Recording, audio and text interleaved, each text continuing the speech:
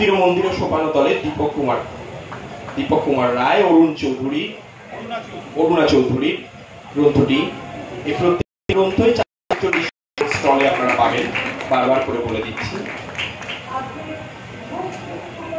বিপিন চন্দ্র পালের জেলের খাতা,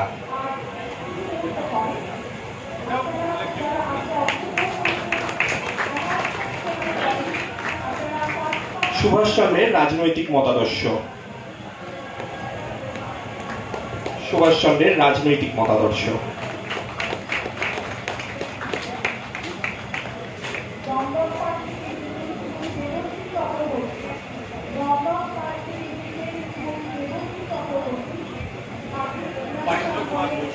মানীন্দ্র কুমার ঘোষের আমার আত্মকথা,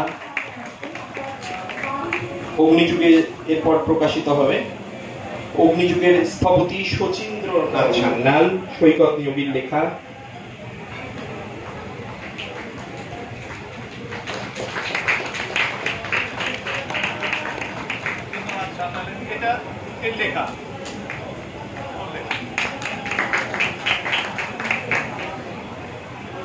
পুলিন বিহারী দাসের জীবন,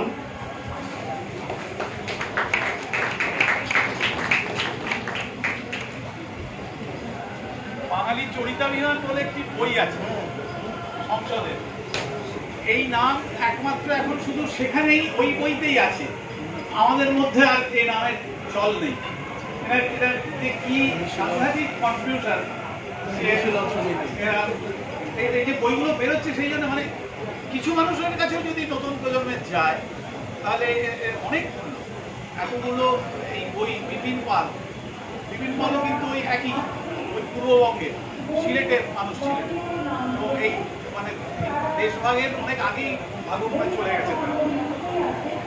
এবার অন্য দুটো অন্য স্বাদের বই মানিক বন্দ্যোপাধ্যায়ের ৫টি উপন্যাস সংকলন এশিয়া প্রকাশিত করেছে। মানিক বন্দ্যোপাধ্যায়ের 5টি উপন্যাসের সংকলন, আর মানিক বন্দ্যোপাধ্যায়ের বাছাই করা 50টি গল্প, সেটাও প্রকাশিত হবে। মানিক বন্দ্যোপাধ্যায়ের 50টি গল্প। স্যারকে ধন্যবাদ। এবার